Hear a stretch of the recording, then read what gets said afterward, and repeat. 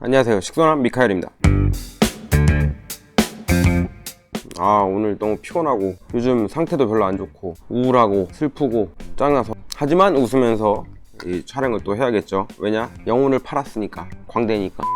오늘은 식물이 물을 먹는 방법. 이게 뭔 소리냐? 당연히 식물이 물을 먹는 건 뿌리로 먹지 뭐 이렇게 생각하실 수도 있는데, 언제나 그렇듯이 식소남은 여러분들이 다 아셔야 되지만 의외로 모르고 있는 부분, 매우 기본적인, 그치만 모르면 안 되는 그런 부분에 대해서 최대한 쉽게 또 이야기를 한번 떠들어 보려고. 그러니까 무언가를 일상적인 언어로 설명할 수 없다면 그것은 당신이 그 문제를 제대로 이해하지 못했다는 증거다, 이런 말이 있어요. 그러니까 아무리 떠들어도 이게 이해하고 말하는 거랑 이해하지 못하고 말하는 거랑 틀리다. 그리고 또 그런 거 있죠. 유독 어렵게, 일부러 어렵게, 정말 일부러 어렵게 말하는 사람들이 있어. 뭔가를 설명할 때 괜히 더 어려운 용어 쓰고, 그러니까 더 쉽게 표현할 수 있는데도 불구하고 더 어려운 용어를 굳이 억지로 갖다가 난해하게 이야기하는 사람들이 있어요. 그런 사람들을 이제 우리는 사기꾼이라고 하죠. 최대한 여러분께 식물에 관한 정보를 최대한 일상적인 언어로 편하게 누구나 알아들을 수 있도록 노력해서 이야기를 해보겠습니다. 늘 그러고 있고 더 노력하려고요.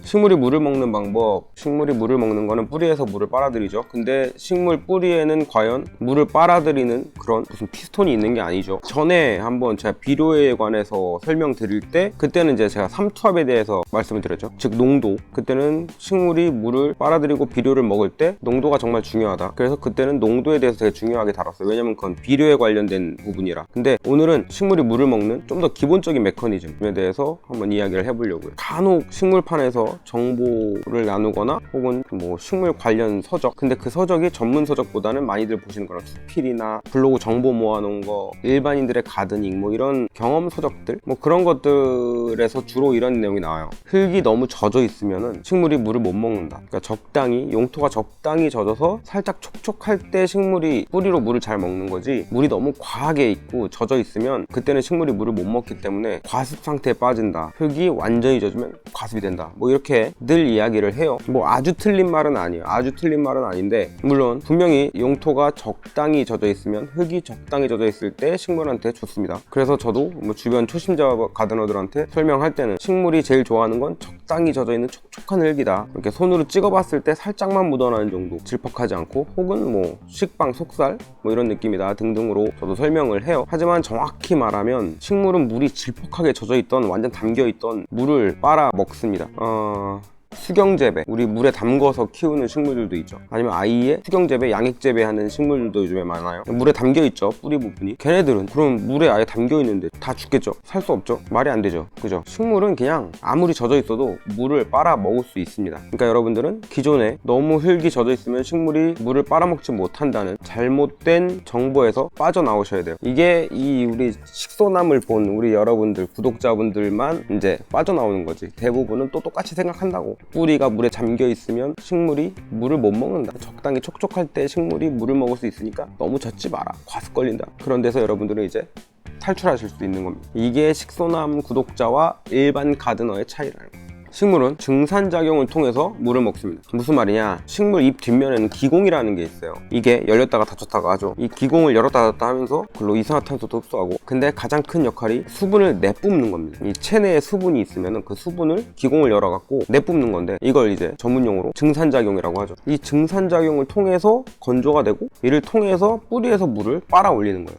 위에가 마르면서 밑에서 끌어당기는 거죠. 그런 식으로 물을 먹는 거예요. 식물은 기공에서 물을 말려서 뿌리에서 빨아당긴다. 이게 제일 기본적인 메커니즘. 근데 이거는 뭐 당연한 건데 의외로 모르시는 분들이 많더라고. 그냥 당연히 뿌리는 뿌리대로 물을 먹는다고 생각을 하시는데, 증산작용이 일어나거나 체내에 수분이 부족해져야만 뿌리에서 물을 끌어당기는 겁니다. 뿌리는 뿌리대로 그냥 물을 먹고 뭐 그렇게 사는 게 아니에요. 약간 물을 끈이라고 생각하면 좀 편해요. 끈. 그러니까 땅 속에 물이 있죠. 그 물이 뿌리를 통해서 올라와서 잎을 통해서 나가는 거야. 그게 끈인 거야. 잡아당기면 밑에서 올라오는 거예요. 연결됐다고 생각하시면 돼요. 물은 원래 연결되죠. 끌어당긴단 말이에요. 지들끼리 붙어당겨. 그러니까 기공에서 물이 빠져나가면 그대로 잡아당겨져서 뿌리에서 물이 올라온다. 그렇게 체내에 물이 들어간다. 이렇게 이해하시면 좀 편합니다. 때문에 흙이 너무 젖었다고, 뿌리가 물에 완전히 잠겼다고 물을 못 먹는 게 아니라는 거. 결론은 기공이 잘 열리면 식물이 잘 자란다. 기공이 열려야 물을 잘 먹으니까. 이게 물론 이제 디테일하게 들어가자면 그러니까 단순히 기공이 열렸다고 물을 잘 먹는다기보다는 뭐 물관, 체관 그 구조 시스템을 또 알아야 돼요. 체관에서 무기양분을 얼마나 먹고 그 농도에 따라서 수분 비율 뭐 이런 것들에 의해서 압력도 있고 그런 여러 가지 등등 요인으로 인한 물의 이동 에너지 뭐 이런 것들, 그러니까 그거를 수분 포텐셜이라고 하는데 이런 걸 지금 다루기는